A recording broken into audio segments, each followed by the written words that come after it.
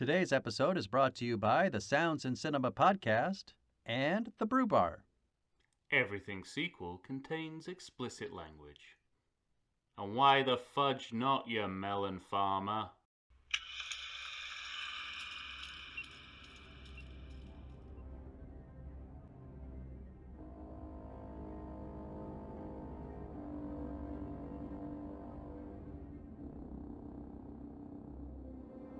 Hello and welcome to the Everything Sequel podcast. This is the Batman edition. Oh, the Batman and Robin edition, I might add. My name is Michael Shantz of the How Dare You Awards. Joining me, your friend and mine, Tom Stewart of Lonesome Whistle Productions. What line from this shitty movie do you have for me, Tom? This is why Superman works alone.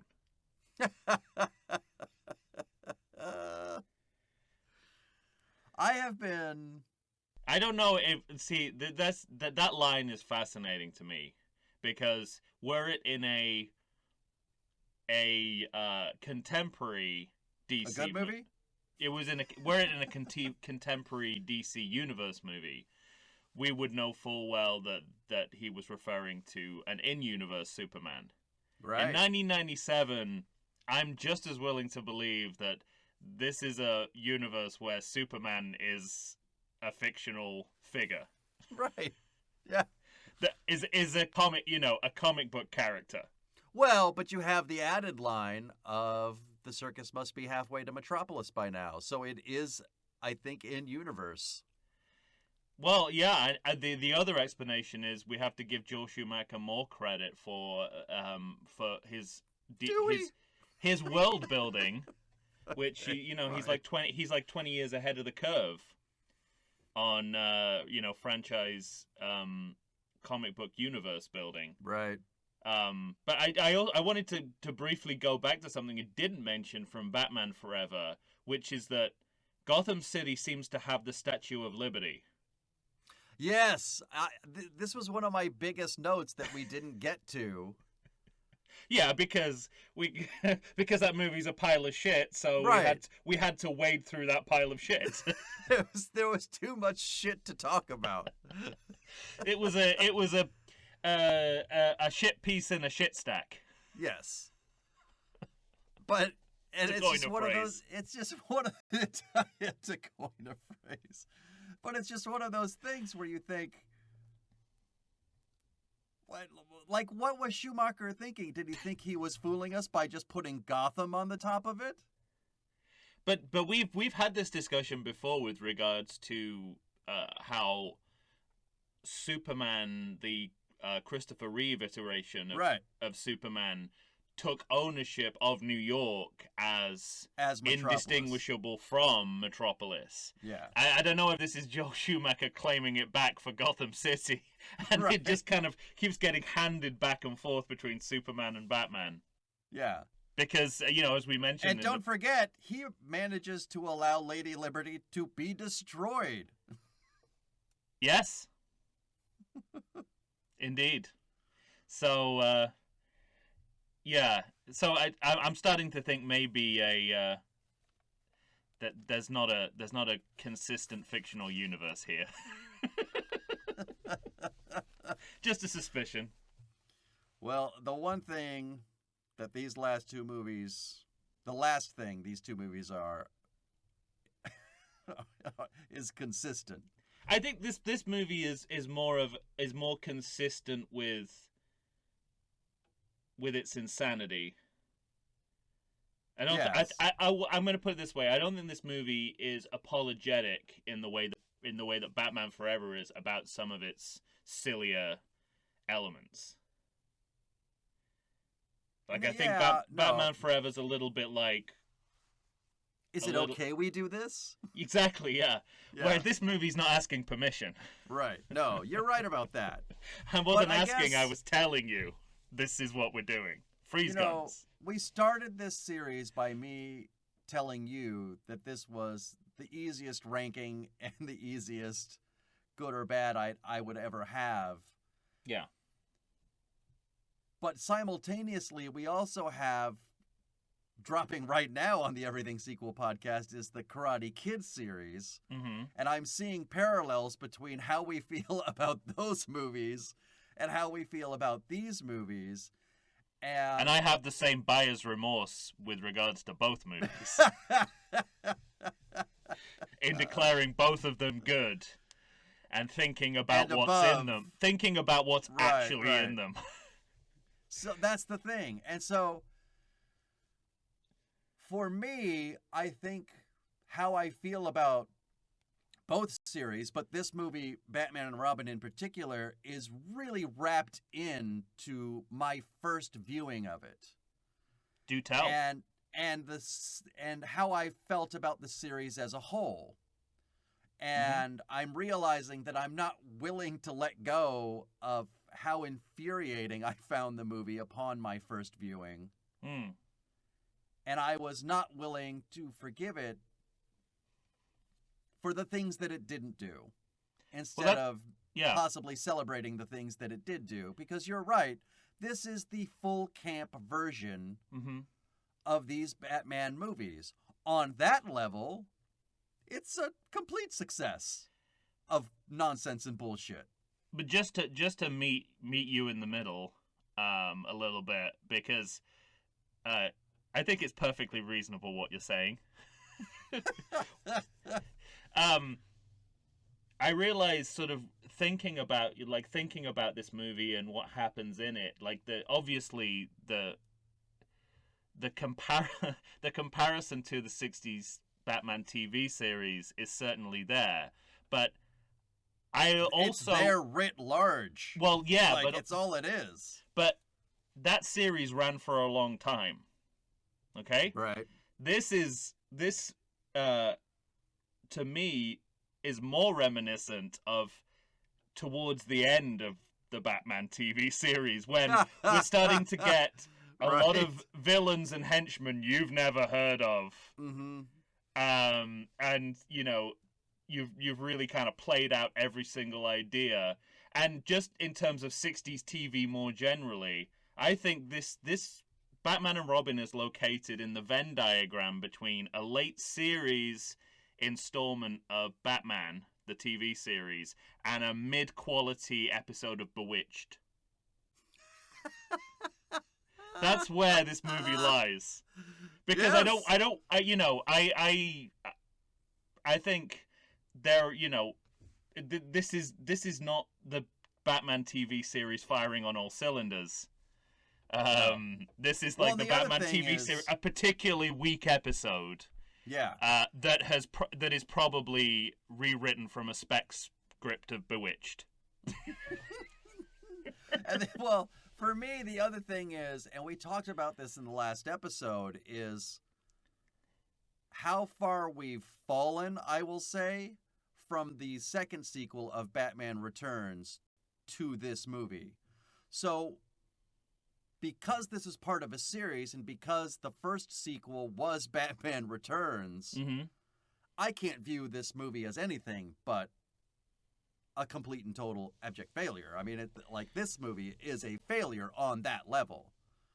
I'm like, for this series, but if you're not aiming for, I'm like an abused husband who keeps going back to get smacked around by his wife because I love Batman. Right. So I'd see a preview and I'd think maybe they won't fuck it up, and I go back and Batman Forever and Batman and Robin is what I got, which was essentially me getting punched in the face repeatedly. It's really the nature of how they fuck it up that I find endlessly fascinating. Yes, right. And as I mentioned in previous episodes, I'm trapped between two poles here, because I do think it's so bad it's good, but I also think it's good enough at times. So this is why I declared this a good movie, despite nobody else in the world being on your side. Yeah, and it possibly not being true in in reality, in objective reality. Yeah. Because I'm right in the middle of those two. Like the deliciously bad meets the absurd yet competent. And that's where, again, I feel this movie is kind of right in the apex of that anus.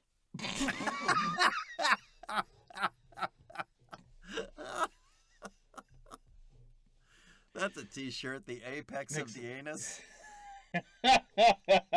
Oh, fuck. All right, well, I'll let you know, Tom, as you try to build your argument that we spoke in the last episode, or in the last couple episodes, Batman Returns, 80% on Rotten Tomatoes. I don't want to know. Batman Forever, 39% on Rotten Tomatoes. I'm shocked that this movie got all the way to double digits at 11% for Batman and Robin. This movie increased the budget. Though. This movie that's barely double digits. I know, yeah, barely. This movie increased the budget yet again from $100 million to $125 million. So we went 80, 100, 125 for the sequels. Did not make its money back in the USA, which is the clear sign of you're not going to make any more movies for Hollywood. $107.3 million in the world, $238.2, all of which is less than Batman Returns, which, as we discussed, was a movie people didn't really know what to do with because it had an $80 million budget. That movie is absolutely made money and is a success. But in comparison to the first Batman, it was far less money, and so people considered it a bit of a failure because you're supposed to make more money. But I mean, it sounds like people were immediately prejudiced against this movie, and it was like an instant bad. It was like an instant bad classic, right? From the sounds of it. Yeah. There's no, because I mean, it's interesting when you look back at the history of canonically bad movies, and you've discussed this with Ishtar. There's also interesting to look at early reviews of The Phantom Menace and how that image of the movie built up over time was kind of was accelerated by fandom and its bullshit, and the fact that critical opinion was split early on. on a lot of the movies, and then that was distorted later by fandom and a kind of myth that this is everyone always hated it, but it sounds like no one ever liked Batman and Robin. Correct. Which is unusual for in the kind of the cycle of bad movie criticism, which is usually after the fact, I find. Mm-hmm. Because which surprises me because this is such an entertaining movie. I mean, it's entertainment at the expense of everything else, including logic, taste, physics, style, competency. Yeah. I mean, it's like, it's weird that people reject something that's trying so hard to dazzle them. Strange to me. Well, but I think what I spoke to earlier plays a part in that. I think because the first two Batman movies are so different than these last two movies, and because they are, at least now, kind of almost universally regarded as good movies, I think that hurts people's feelings about this movie. Mm. I think because it started off so dark and interesting and became so light and campy, people couldn't. I just said, I spoke to it that I myself I couldn't get over the hump of trying to see what this movie did on its own. Mm. Because all I could do was compare it to the first two movies. And in comparison to the first two movies, it's nothing but failure. Standing on its own... Yeah, interesting. I think you might be right. I think it is... It's still bad. Yeah. But it's ridiculously bad and campy bad in a way that is probably... It's more entertaining... It is probably more entertaining than Batman Forever. I'm starting to think you might be right about that. Well, here's what I realized watching it this time around. This movie understands kitsch Yeah. from a historical viewpoint.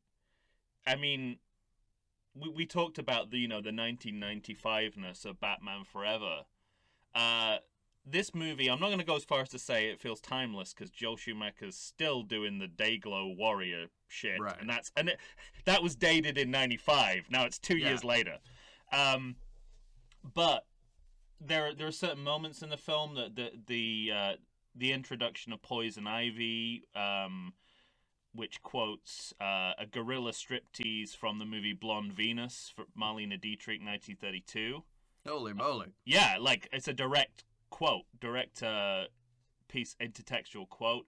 The Droogs from Clockwork Orange. Yeah, I noticed briefly. the Droogs. I noticed the Droogs. It's one of my notes. I said, "What the fuck are the Droogs doing here?" The Dr. Rudwo, that as broadly as possible applies all the imagery from the first couple of Frankenstein movies from Universal in the early 30s. So I feel like added to that, obviously, I think Bewitched is there. I think the 1960s Batman series is there. So I have I'm not saying that excuses everything, but that added to the fact that, and again, I'm hesitant to say this because I don't know how self-aware this movie is, but there are times in the movie where it seems to be in on the joke to the point where it almost feels like a Batman SNL sketch sometimes.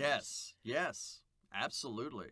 And all those, all that speaks to a kind of awareness and understanding of what it's doing, even though what it's doing tends towards awfulness. It's a kind of studied awfulness that I kind of appreciate in the movie. And I'm genuinely surprised, if you told me that John Waters made this movie, I might believe you. Right. Because the level of bad taste is something to behold. It's remarkable. It really is. Yeah. I mean, this movie at least twice, maybe 3 times, has Robin bursting through doors in vehicles or motorcycles or whatever, in which he leaves a Robin-shaped hole through whatever he just came through. Which infuriates me based on how I know the world works, but makes complete sense for what they were doing for this movie. Yeah. And so the fact, and there's just, like we talked about this in the last episode, this movie starts with a complete recycling of the last movie. The whole first montage is exactly what happened in the first movie. They're grabbing their stuff. We're seeing butts. We're seeing boobs. We're seeing nipples. We're seeing crotches. We're just seeing more of it. Chicks dig the car. I want a car. That's a recycled joke from, the movie that preceded it. Yeah, they just pass off the dialogue to Robin. Same dialogue. Right. The logo has become incredibly complicated. Yeah, right. This weird interlocking takes Batman and Robin logo. 45 that says it all about to come together. If your logo is a mess, your film is probably going to be a mess too, right? It's a fascinating opening for that reason. It's interesting to compare it to Batman Forever because, we noted there that they kind of took you on a journey of the franchise. The Warner Brothers logo went monochrome, then it went neon. Mm-hmm. And here we get the slightest hint of monochrome, and then straight into the Batsicle. And a red screen, and it's like Tim Burton's gone, guys. Yeah. He is long gone. But I mean, elephant in the room, George Clooney taking over as Batman. So in this opening scene, there are two legacy characters and legacy actors. Neither of them are Batman. Yeah, right. Alfred and Robin are the continuing characters and actors here. Do you think that hurts this movie? It would if Kilmer had been more effective. I mean, they're still introduced. Right. They still, and you know, it's a complete recycle to the point where they're introducing Batman, not George Clooney's Bruce Wayne. Like they're it's Batman forward, so they're not, again, I don't think they're concealing quite as much as they were doing with Kilmer in the last movie, but they want you to see Batman first and George Clooney second. But I kind of like how this movie, you know, gets on with it. I guess it comes out of the gate, I think, fairly strong. With the ice skaters. Well, the first action. Well, like, you know, it kind of, and you're gonna attribute this to my Bond love, but it just, you know, it's like a. Of course. Even though we've seen titles, it's like a cold open. It's like a Bond cold open. It's like he's immediately out on a mission. Right. Which they do in the last movie, but I feel like this sequence is more exciting and interesting. See, I think that's where, you know, I think that first sequence, I couldn't recognize the movie for what it was. I see people skating on ice, which is full on, looks like 60s, you know, the 60s TV show. Yeah. But I guess the thing that bothered me is, again, Robin is bursting through the door on his motorcycle with a Robin-shaped hole. People are grabbing poles and just putting them on the ground without really doing anything that resembles a pole vaulting maneuver, and yet they're pole vaulting 70 feet into the air. Yeah. That kind of shit. Which both Robin and Mr. Freeze does, and he's wearing 75 pounds worth of ice gear. Mm-hmm. And you and I were just talking about, I was kind of done with this movie early on my first viewing when Batman and Robin take a rocket ship into outer space with one of them on the fucking outside of said rocket ship. Yeah, what is Robin breathing there? We don't know. Yeah. And then they use the doors of said rocket ship to surf back down to Earth, and one of them actually says the words "cowabunga," like he's Bart Simpson. He's Bart Simpson. And let's face it, at that point, and I'm might like, as well be. I'm out. Well, yeah, I mean, this was my Moonraker moment. It was just like, and in Moonraker, you know, when Roger Moore flies unaided in the cold open of Moonraker, it's a similar thing here. I'm like, you can no longer attribute any kind of real world logic to this franchise anymore. No, yeah, right. Which is, I mean, ironic for the fact that this may be the most science-based of all the storylines. I know, right? But that's the thing I just could not forgive this movie for. Like, not then, and clearly not now, based on my rankings and my declarations. It's funny, in order to get started quickly, like, this movie not only repeats dialogue from the and visuals from the previous movie, it also has this, you know, instead of seeing Commissioner Gordon, he's on a TV screen in the car, a la Basil Exposition in the Austin Powers movies. Right. But then there's what I kind of termed placeholder dialogue. There's like, I swear in the shooting script they accidentally switched the real lines with kind of like what they had as a placeover, because at one point Batman says, "Hi Freeze, I'm Batman." Yeah.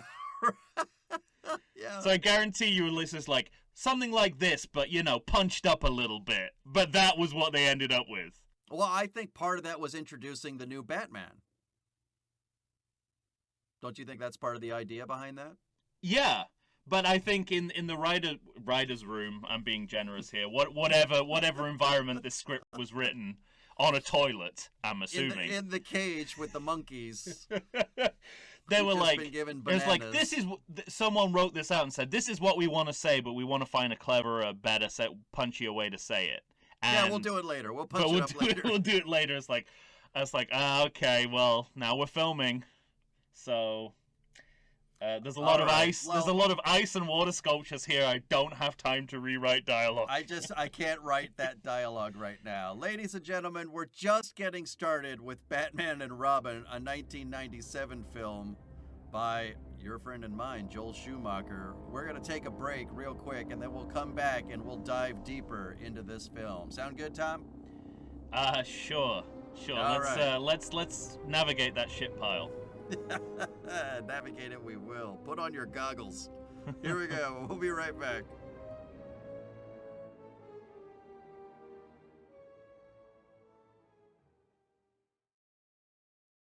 If you like podcasts like I do, boy, do I have a treat for you. You need to stay on target and check out the Sounds in Cinema podcast.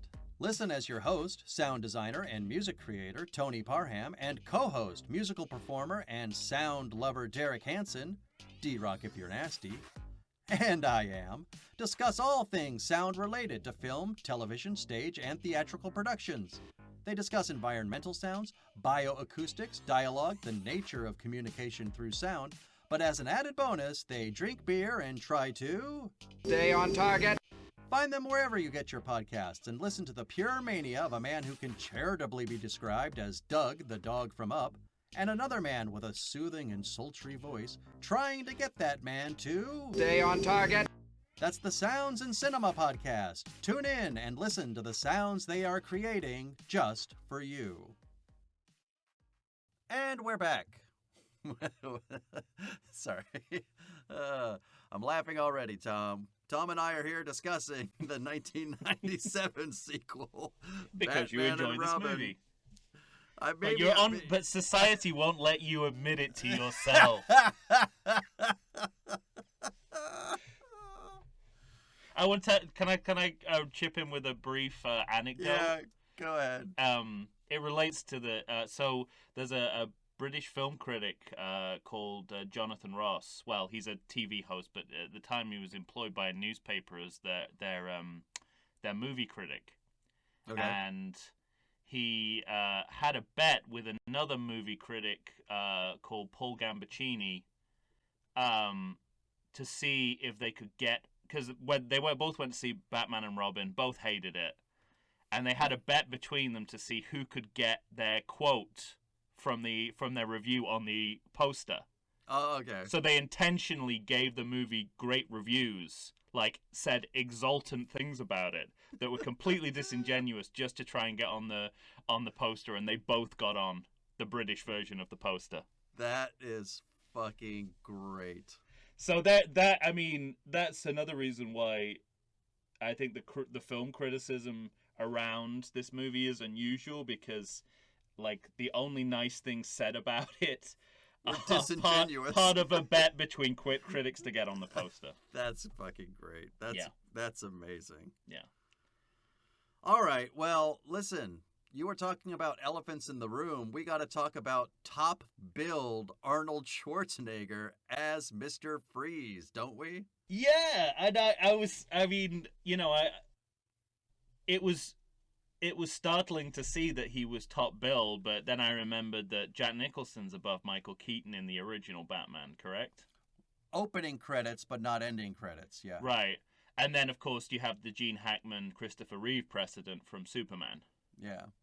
And then, as we saw in Superman 2, Ned Beatty, because they did it in alphabetical order, who's in about 40 seconds of that movie, but gets top billing because his name starts with B. Yeah. So I after that, with that bit of context, I thought, okay, and you forget that, like, relative to everyone else in the movie, he's by far the biggest star.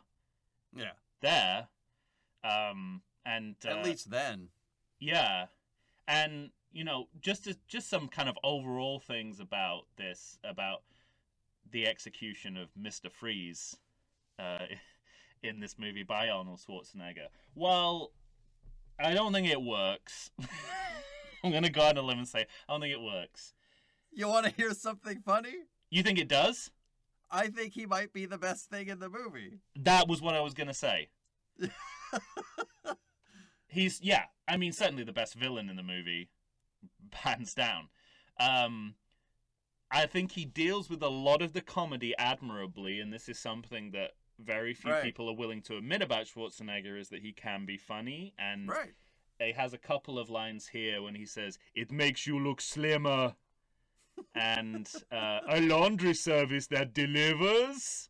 Yeah, right. I'm like, oh, he handles that really well. I also think that you know, in terms of what it does with Schwarzenegger's star image, is pretty radical.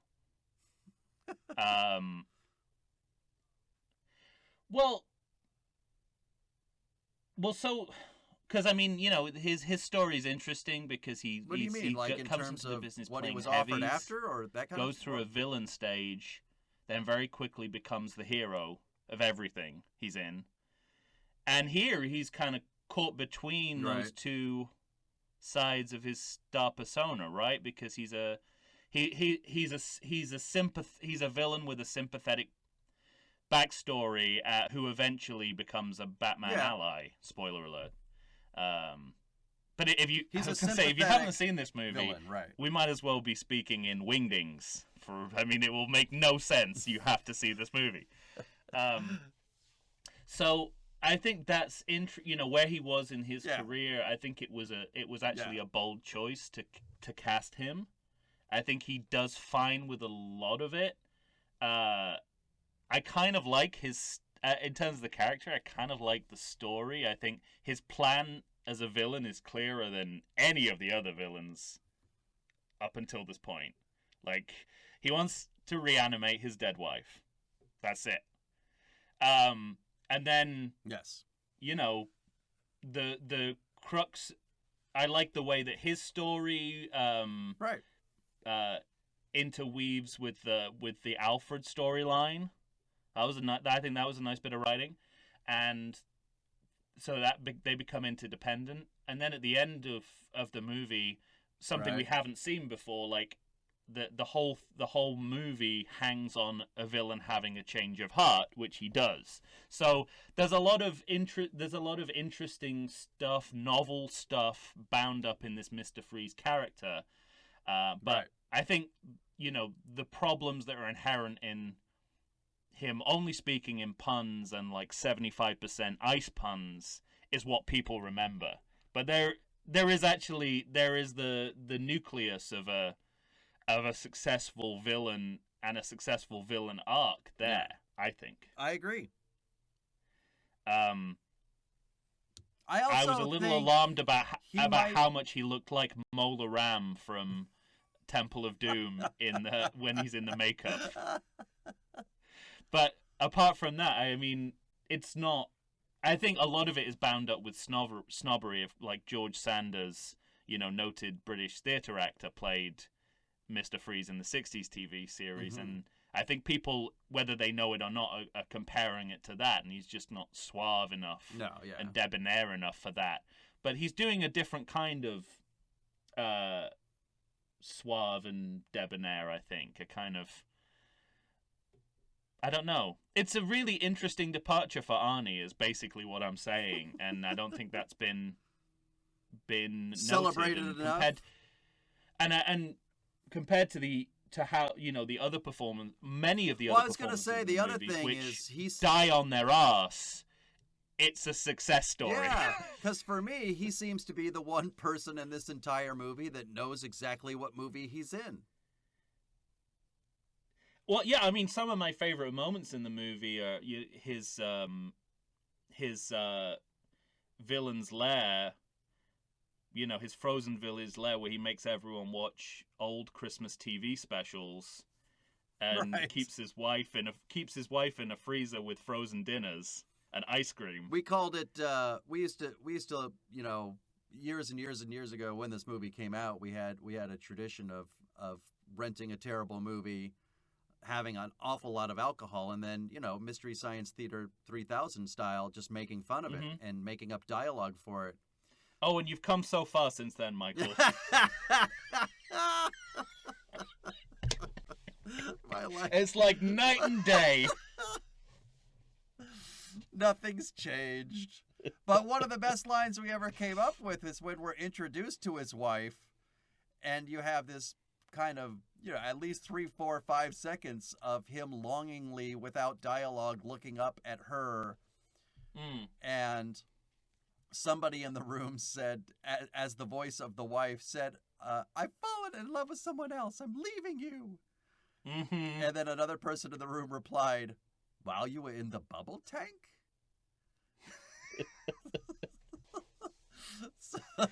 It's one of my favorite made-up lines ever, while you were in the bubble tank, because that's really all this isolated chamber for his wife is a tank with bubbles.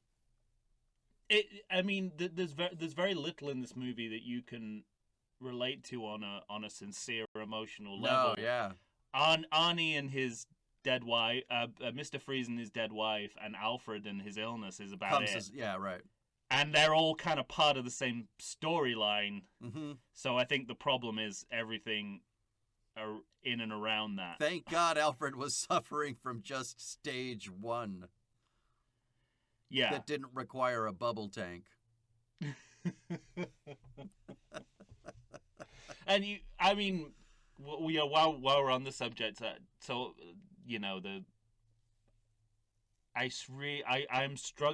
struggle to find anything ironically bad about all the scenes between Clooney and Goff, which relate to Bruce's childhood and his illness. I think they're perfectly well written, perfectly well directed, and well acted too. I actually prefer them to what I think they give teary-eyed Michael Caine, over and Christian Bale a run for their money. Mm-hmm. I actually prefer the brevity of that, to be honest. I don't like how much it overtakes those movies. I always really liked them together in those movies, but here's what I want to ask you, because it's something I noticed really a lot upon this viewing. I mean, look, love George Clooney. Mm-hmm. Oh, okay. I think I know where you're going. But what I didn't realize was this early on in his film career, he does have a Clooney shtick. You know what I call it? What? Bobblehead acting. Okay. He's like a human bobblehead. Up until I'm trying to think of what the cut. So in the mid to late 90s, Clooney had some kind of nerve disorder that made his head bobble like an actual dashboard bobblehead whenever he acts. You watch all the ER. Well, but I was gonna say, the thing for me is whatever that shtick was, it worked for the character in ER. I think that's why we were all drawn to him and that character. Mm-hmm. You can see it at play in From Dusk Till Dawn, but when I saw that movie, I remember thinking, I believe that he is a bad person and a bit of a To be fair, he had Quentin Tarantino to outact. That's true. But it's not like he's acting with Patrick Stewart. Right. But I know exactly what you're saying, and you're right. But at any rate, yeah, and then all of a sudden you see him in this movie, and you see, I don't know how to explain it. Maybe he wasn't ready to be number one on the call sheet quite yet, or maybe there was an uncomfortability with that because of the broadness of how big a movie this is. I kind of want, I'm trying to figure out, the bobblehead is there's definitely a cutoff point, but it might be as late as Oh Brother, Where Art Thou? And I'm wondering whether it is another instance Well, I don't think so, because just the next year, he's doing Out of Sight, and Out of Sight sold me. I fucking love that Yeah, movie. but he's very Bobblehead in that, but again, it's a role that Bobblehead works for. Okay. But yeah, I think comfort is the thing. It's like he becomes comfortable as a leading man but distinctly after this. Right. And unfortunately, this is the movie where he needed to be the most commanding leading man in the history of cinema, or the movie instantly falls apart. I'm not saying I like some of the touches that he adds to the Bruce Wayne characterization. I think, Christian Bale owes him a lot for initiating the rich jerk kind of side of Bruce Wayne. Except here it's not an act. Well, it's also helped in this movie by an underdeveloped plot line involving his girlfriend, Elle Macpherson, that just goes nowhere, Which also there's a parallel to Batman Begins with all of Christian Bale's women that are just actors. Yeah. So I spent the entirety of this movie thinking at some point it's going to be revealed that Elle Macpherson is just his beard. But it's like, oh no, that's supposed to be a genuine romantic relationship. That she wants to spend the rest of her life with him. But I mean, once you get into the women in this movie, I don't know if Joel Schumacher just doesn't know how to direct women, but I mean, Elle Macpherson, I've never seen a successfuma performance by her on screen, I'm afraid. I haven't seen it since Alicia Silverstone and Uma Thurman are capable of good performances, but they do not give them here. Yeah. So something is up. Something is rotten in the state of. Well, let me ask you Lady about Denmark. Uma Thurman, because, I mean, what is it that you find so distasteful about that performance? Because it's not any less campy or broad than Arnold Schwarzenegger is. I think it's just misjudged on both ends. It's not helped by how it's written, which is extreme. It's written in an extreme. We have a character who's pro climate change and something of a feminist character, and she's written in the most misogynistic and anti-scientific way. So that hurts her. I just think the vocal choices are all wrong. Why? She's trying to sound like a 60s bombshell. And I realized subsequently Michelle Pfeiffer was doing that as well. But she integrated it into the whole performance. But when you don't integrate it into the performance, and when you're just speaking like this and intoning everything like this, it's just a fake voice. Yeah. I think she just misjudged the whole thing. Yeah, basically, she's doing Poison Ivy as, that scene in Pulp Fiction where the dance contest scene where she leans into the microphone and goes, Vincent Vega. Yeah. She's doing the whole movie like that. And someone needs to. Joel Schumacher. I was just gonna say. So we got. I mean, I would blame Joel Schumacher though. Yeah. Well, I mean, comparatively, you have to say that because you've seen Uma Thurman so good elsewhere. Right. Although Joel Schumacher, first person to think of putting Vivica Fox and Uma Thurman in a movie together. Right. Vivica Fox is in this movie. Yeah. Oh, and by the way, Bane is in this movie. Bane is in Batman and Robin. I cannot say this enough times. I have a note here that says, Bane is so mindless and lame. Yeah, he's like... I mean, he's given nothing to do. He's the sketch version character of, even though it comes before the Tom Hardy version of Bane, because he's essentially the same in every way except execution. So, like at the end of the movie, when I was like, when they unhooked his life support, I thought, that's the way they get rid of Tom Hardy's Bane. It's no more complicated than that. You turn off his mask. Yeah, right. But I was just thinking, like, I guess what Tom Hardy and Nolan and what everyone do, that they kind of pretend that he's not that easy to defeat, right? Mm-hmm. But there's no pretense of that here. Right. It is like literally take off his, cut off his tubes. He's gone. You can do it while being choked. Yeah, right.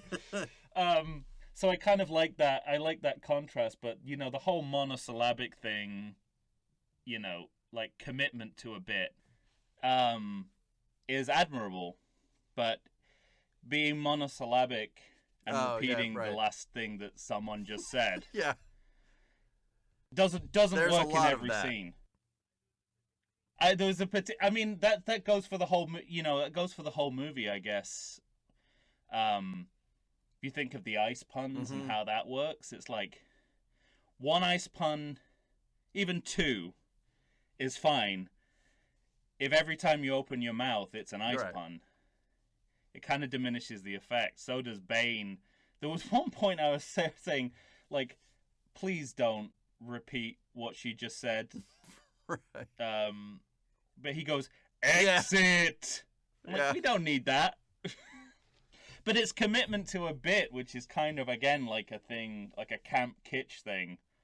I guess. It's like rule of three doesn't apply. You just keep, you keep bludgeoning that joke to death. Right. Well, I'll say this for the movie. I had forgotten that Poison Ivy and Bane came from South America. Because that doesn't seem clear when they're introduced. Like I just like before that's known, I put down a note that says, "Meanwhile, in the lesser known jungles of Gotham." Well, if shit you like know, that. Let's face it, that their castle was in Transylvania. Yeah. Right. You will not convince me that is not Transylvania. Or wherever Dr. Frankenstein's from. Remember, everyone, this is a cartoon. The repeated refrain from director Joel Schumacher. So based on that, I mean, the guy got what he wanted. I was saying to you earlier about placeholder dialogue. We were talking about placeholder dialogue earlier. Yeah. I wrote down this line. It's maybe my favorite line in the entire movie when Batman is describing to Alfred and to Robin or Dick Grayson what happened with Dr. Victor Freeze, which, by the way, Dr. Victor Freeze spelled fries. But I'll put that aside for now. Carry on. Yeah, at one point he says, this happened and this happened. So he fell into a vat in which the liquid was 50 degrees below zero. Mm-hmm. His next line is, he lived somehow.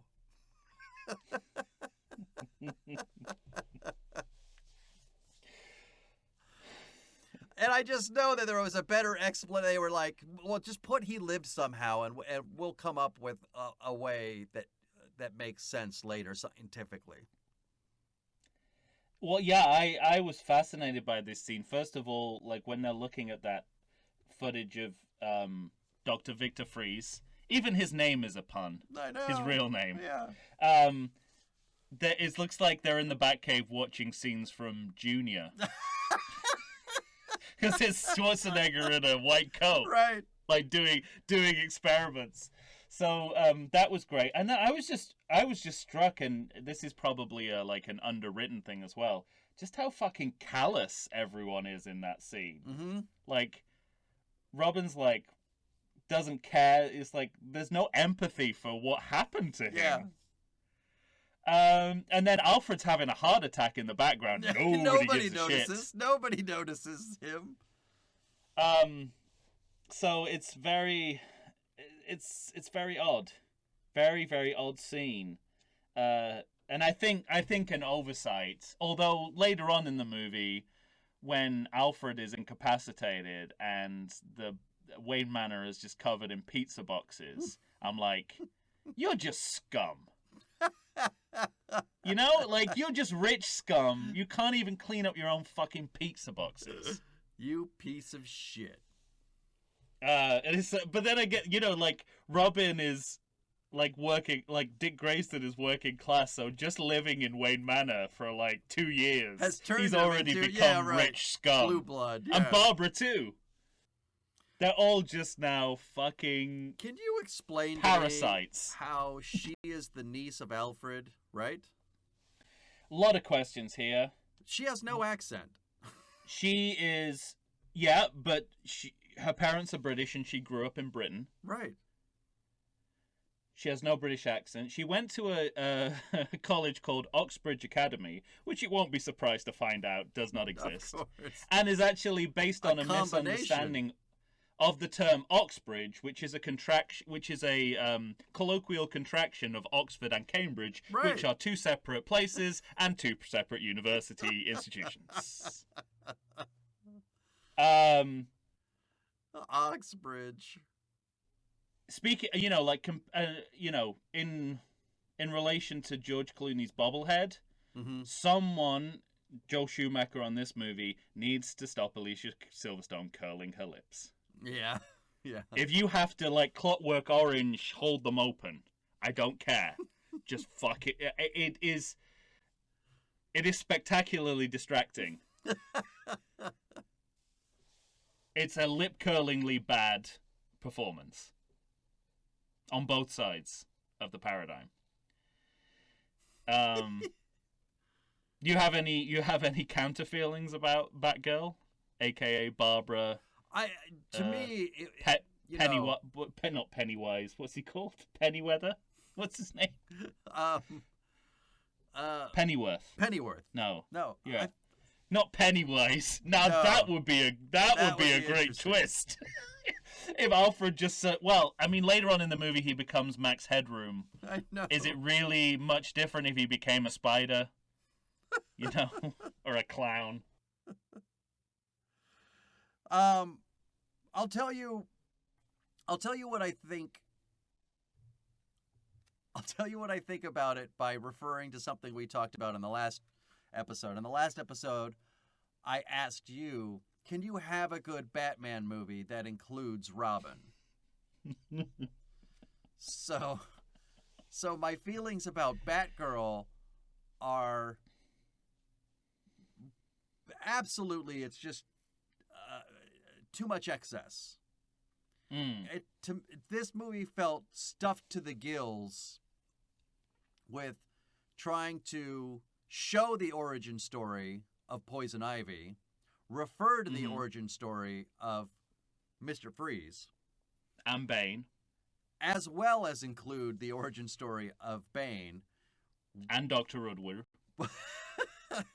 while trying to have a subplot involving partnership, while including Batman's, for fuck's sake, my least favorite thing in this movie is Batman trying to reconcile his feelings in talking with Alfred. So anyway, you've got all... We've really... I like that, but I was aware that we've done this before. Well, what I don't the like last two movies is what I don't like, and it's not that it's a bad idea, but what I don't like is this idea that a grown fucking man says to Alfred, well, rather, Alfred says to Bruce Wayne, Batman is an attempt to control death itself. And then Bruce Wayne says, but I can't... Again, I think they accidentally subbed a line that was describing Mr. Freeze. So he says, but I can't control it, can I? A conclusion that a child comes to. Yeah, we're all gonna fucking die, Bruce. So at any rate, with all of that there, it seems a bit much going on to add Batgirl. Yeah. And it feels more like anything, we talked how Schumacher wanted to do another movie, but it feels to me like this movie was, listen, we might not get another chance. Put it all in. Unless the opposite is true, and they're basically envisioning adding a new sidekick every movie. Well, yeah. Like a different bat and bird. When Arnold Schwarzenegger says bat and bird, his Austrian accent is so thick. I thought he said Battenberg, like the cake. Yeah, no, I mean, I completely. There's no space in this film for Batgirl. No. There's no way for her to really enter the other storylines, and but with all that in mind, I still think somehow Alicia Silverstone gives an astonishingly bad performance. Yeah, I mean, she doesn't. But again, she doesn't I don't know anything. Yeah, I mean, it's based. So I think Elle Macpherson to me just doesn't. I can't see. Yeah, her there's as another an actor. Storyline. I mean, this movie Right, is there you just go. jam. Uma Thurman is very bad, but we know she can be very good. Alicia Silverstone, we know she can be very bad. You know she can be very good. Here she's very bad. So I think it's like all of it doesn't work. Yeah. With regards to women, so I'm going to lay the blame at Joel Schumacher because within that he should have got 1.5 good performances. All right. Well, lay it at his feet we will, and we're going to take a break, and then we'll come back and finish talking about Batman and Robin right after this.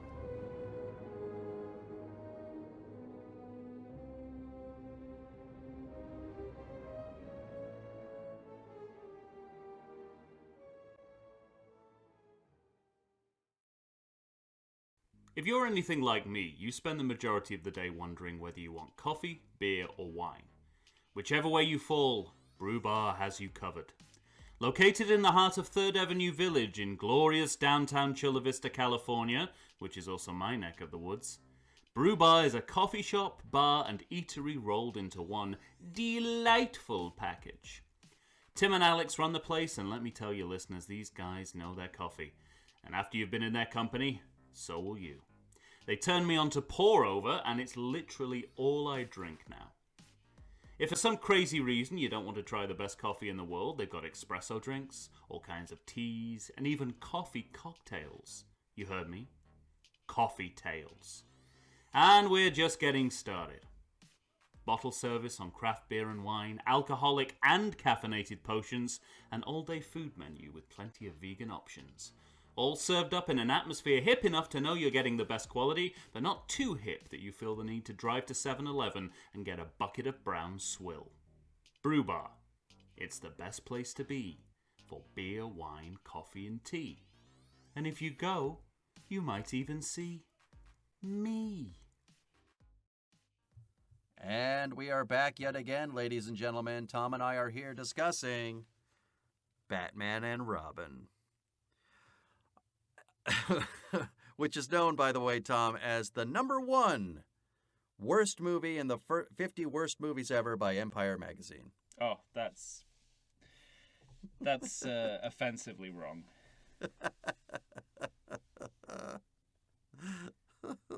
I didn't look at the rest of the list. I'm going to keep saying this. I don't understand why people would bear such a grudge against this movie, even if they don't like it.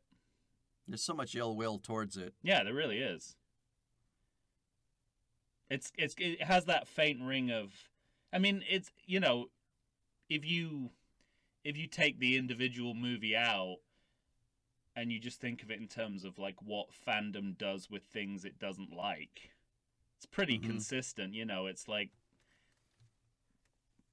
that's not my Batman, kind of. You know, right? Luke Skywalker doesn't have a beard and drink milk from a weird alien teat. It's just all the same bullshit. And I'm like, you know, you can have more than one vision of something, even if it's popular and big.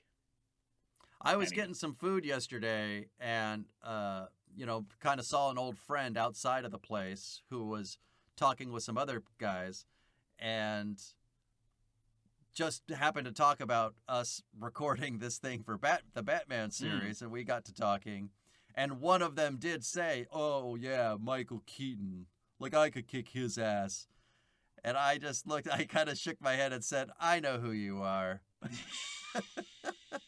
You're that guy. You read the comics, right? And he goes, yeah. And also that was the point. Right.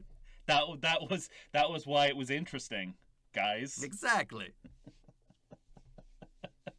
Do you really want Luke Skywalker from the end of Return of the Jedi? Don't think so.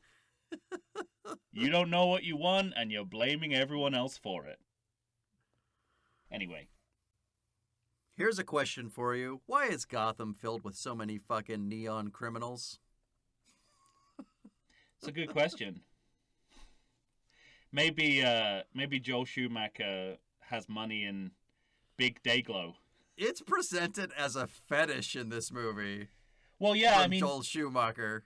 It's funny because one of the things I like about this movie in relation to Batman Returns, in the same way that, you know, Tim Burton's kinkiness comes out like full throttle in Batman Returns, Joel Schumacher's kinkiness is allowed free reign here too. Like his love of erotic male sculpture. Oh my God! You know, this whole movie from looks the bat like... suit to the to the Greco-Roman statues that adorn Gotham City. There was that adorn observatories. That hold up observatories them up on a Dutch tilt angle, which I know you're fond of. Oh, for fuck's sake! How does anybody get into that observatory? It's like something from a silent movie comedy. Like every day you have to go in and slide to one wall and then slide back to the other. You can imagine Buster Keaton in there with a lot of pulleys. This movie looks like a World's Fair hopped up on like mushrooms and steroids. Yeah. But I just thought there was a couple of things where I've like they've really gone to city on the idea that Gotham is just one big visual joke. You know, there's like buildings that cannot possibly exist. And when we get to not with the physical world as we know it today. They go past a like a bar. It's called the Headroom, and there's just three big heads on the sign, like statues of three big heads on the busts, I suppose you'd call it. And I kind of thought, I mean, that also, you know, alerts you to the fact that Alfred will become Max Headroom later in the movie. But I just, you know, I was just like, everything you see is just a joke. It's like a Naked Gun movie or something. And I felt that about when Dr. Rudwo is addressing the UN in his laboratory. And the way that the UN are visualized, I'm like, that is how it would be visualized in a Naked Gun movie. It's straight out of the first Naked Gun movie. I mean, completely. It's hysterical. So I mean, one of the things, again, going back to Forever, is again there was a certain inconsistency about how Gotham City was presented. For instance, we're supposed to believe that this neon thing, this kind of neon, like super techno metropolis, only happens at night. Because the shots of the daytime, Val Kilmer's just walking around in what looks like any other kind of city. Yeah. But here you get a sense that, like, it's inconsistency is certainly there because it's a jacked up image of the city, but that jacked up image of the city is there the whole time. It's not like anyone ever just walks into a building like it's, you know, they're in the middle of New York. It's like it's all stupid all the time in Gotham City. Well, that's in this movie. You know, we're going back to my continuing list of things that always bothered me about this movie, and the city is one of the things that always bothered me about this city or about this movie. I mean, it's built on a fundamentally flawed premise, but I feel this is going for it a little more. I don't feel it being less beholden to Tim Burton's vision. It actually improves the look of the city, even though. Yeah, I like that. It feels less slapped on to an existing premise, But what it replaces it with is just fucking ludicrous. Thank you. But you know, I think there's enjoyment to be had there in the, you know, in the sort of Batman Amex card sense of like, Right, yeah. we're in on the joke, we're in on the gag. There's no way that this observatory could physically exist Right. in reality, just as there's no way that there's a Batman Amex card that he never leaves the cave without. Well, and the other thing, you know, that occurs to me that falls in line with the city is the increased use of CGI in this movie. That doesn't really look, you know, very good.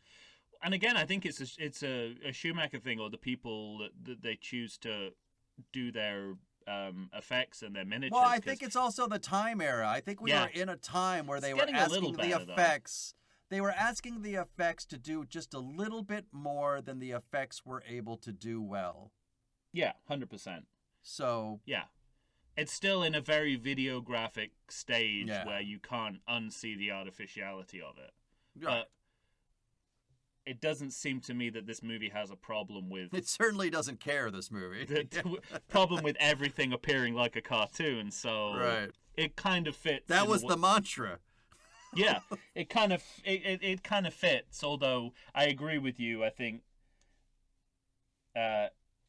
this is the kind... I mean, again, going back to Batman Forever, this is the movie where it's okay that your miniatures look like toys in the bath. Mm-hmm. Like, this is more okay in the framework of this bizarre piece of cinema than it is Batman Forever, which, you know, is trying to do spectacle more straight down the middle than this one is. This is jank. Mm-hmm. I don't think they're going for spectacle. I think they're going for surreal almost in visual style. I'll say. It's a mushroom trip, this fucking movie. Yeah. Is what it is.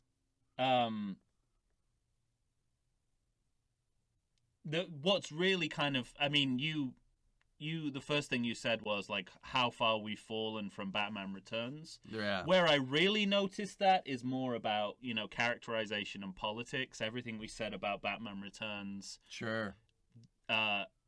Is kind because we kind of replicate a lot of the same dynamics.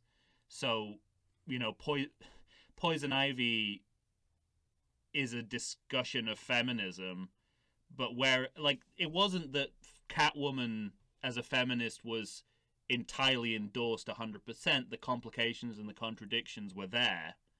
But here, it just seems to me that you've introduced this powerful female character just to shit all over her for being powerful and female. Right. And then to have, like, in the fight, in the denouement where Batgirl and Poison Ivy fight, it's like, yep, that's literally feminism fighting itself. Well done, male screenwriter. Yeah. You've cancelled out the threat against your patriarchy. Well done. Yeah. And she said, even, I think Barbara says something along the lines of, you know, this, you give women a bad name or something. I'm like, oh my God. Yeah. This couldn't be more on the nose that it's about keeping women down. And then you know, the fact that at the end of all this, Poison Ivy ends up suffering a lifetime of torture. Mm-hmm. That's what we're told is going to happen. She's going to be ruthlessly tortured by Mr. Freeze for the rest of her existence. Yeah. Wow.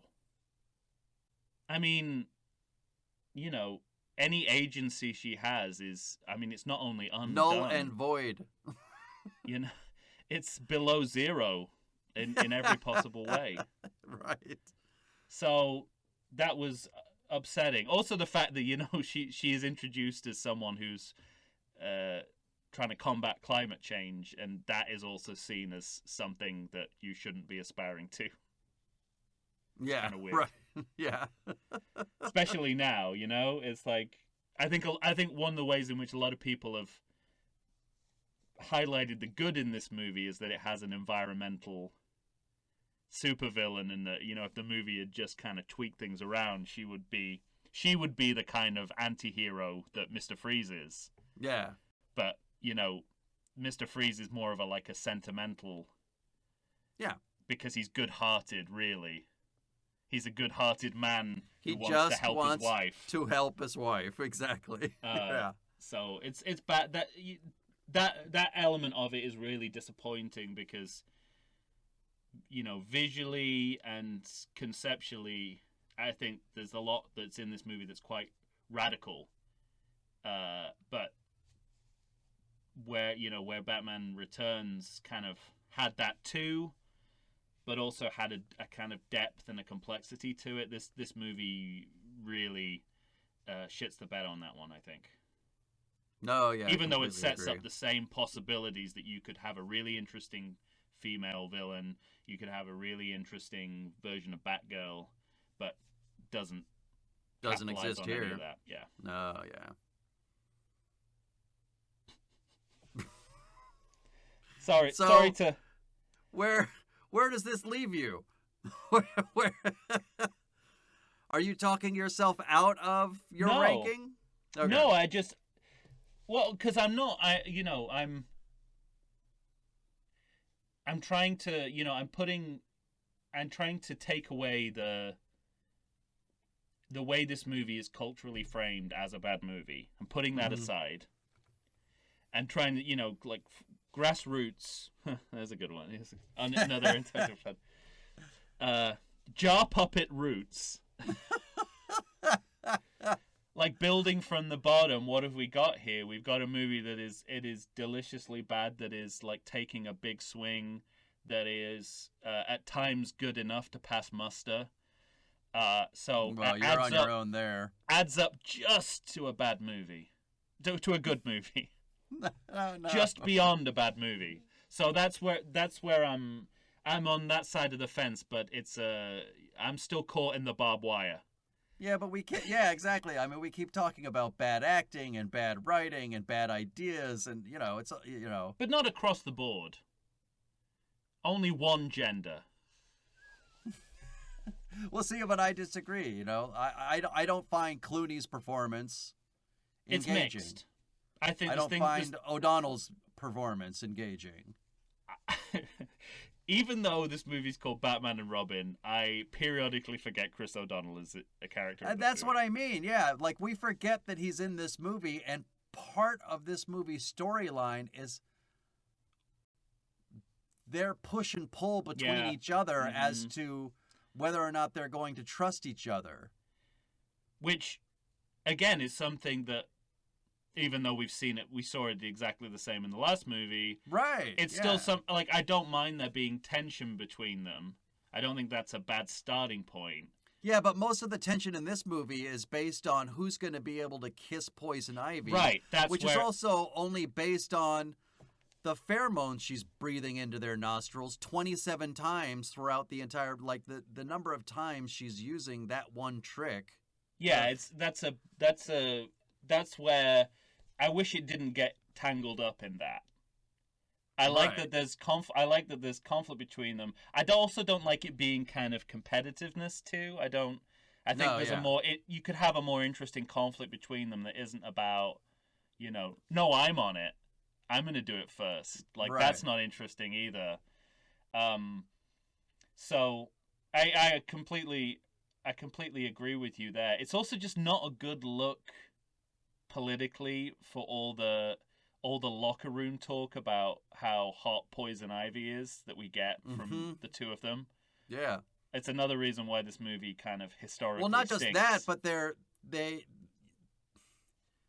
two characters keep framing it as she should be their conquest. Right. Yeah, because the ethos of the movie is look. about. It's almost as if Judd Apatow was a script editor, and it's like, could we find a way to keep the woman down at the end of this story?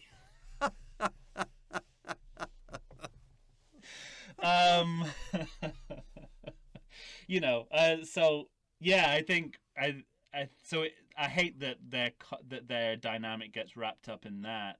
But what the Batman and Alfred stuff I think is great.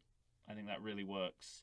I wish And then I think great is a very kind word to use. Well, I'm glad Alfred is in so much more of the movie, given, it's like the movie,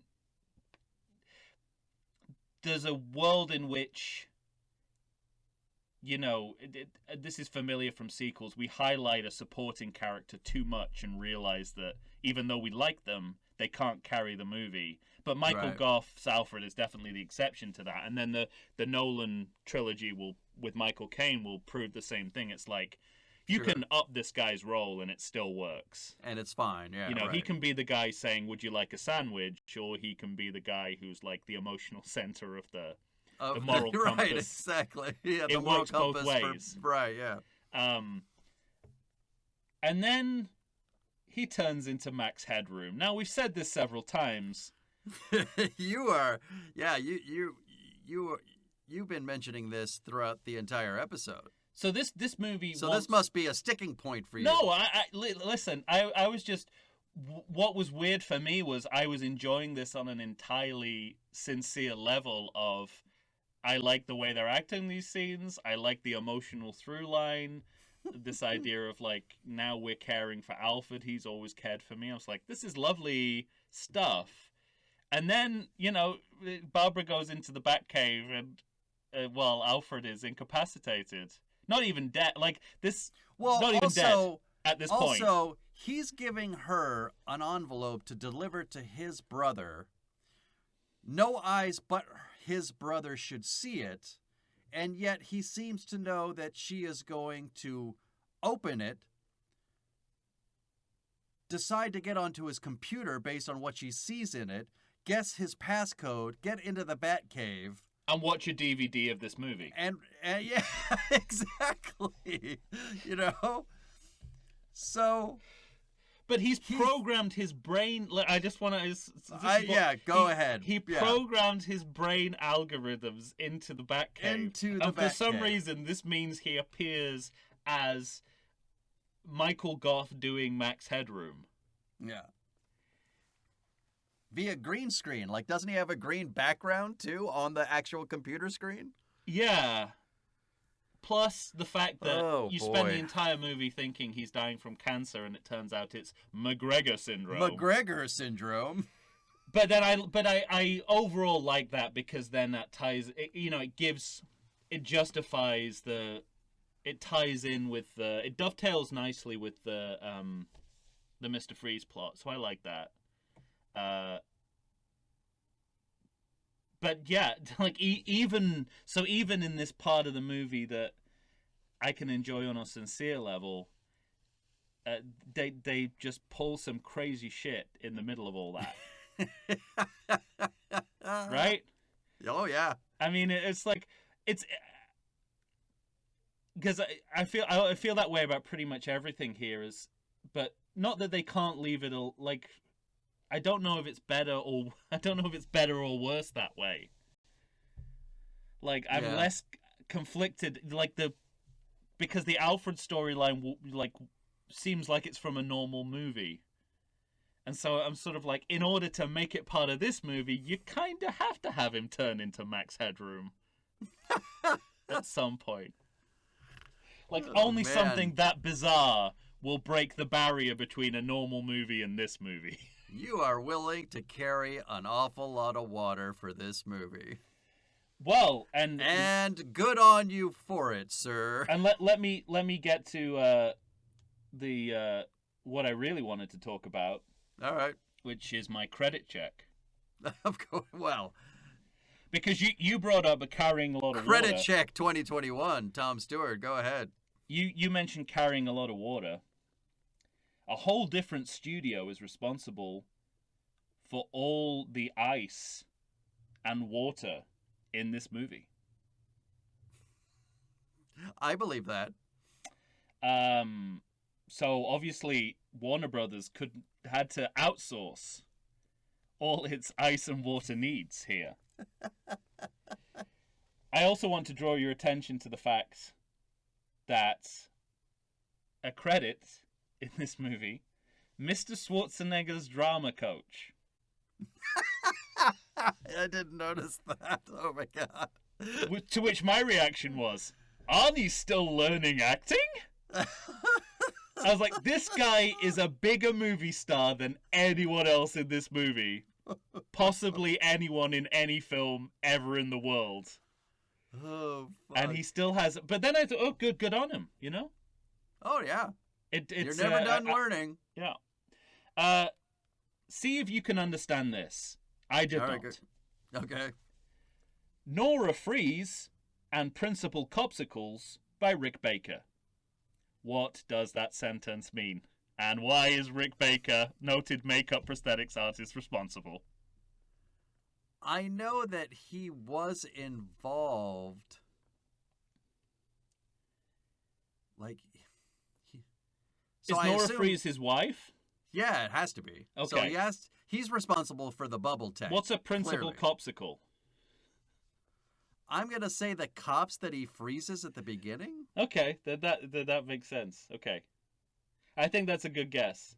So by the way, totally those cutaways to all the people in Gotham City getting frozen with their one line of dialogue, totally Superman 2.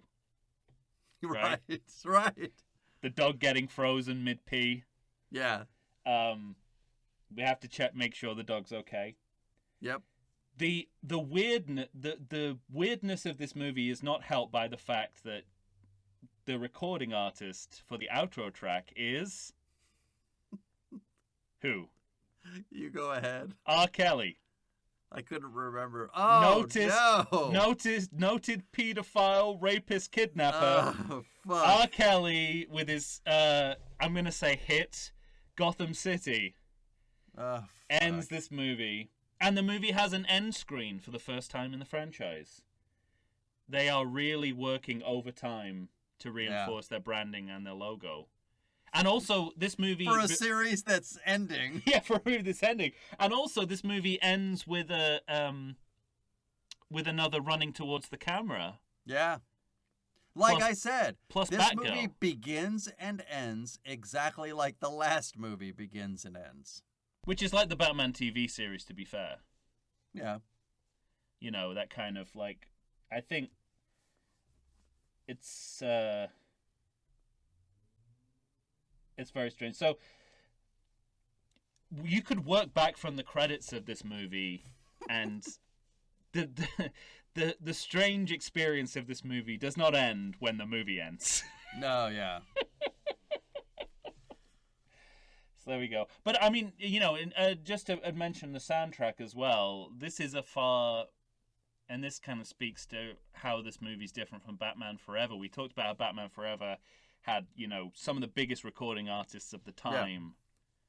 Yeah. And this is more on the alternative side, you know, Coolio at the time. I mean, it's before Coolio was huge. R. Kelly is obviously popular, but only in a certain genre at the moment. Smashing Pumpkins, who are very alternative. So it's a different vibe on the soundtrack too. And it's fascinating how we go from like Prince to Susie and the Banshees to everyone in recording to back to like slightly alternative underground edgy stuff. Slightly weird.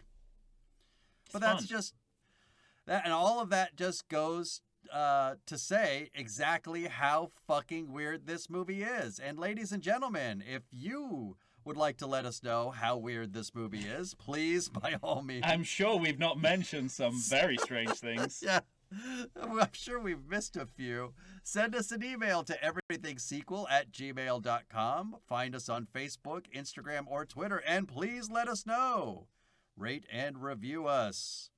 We need the help.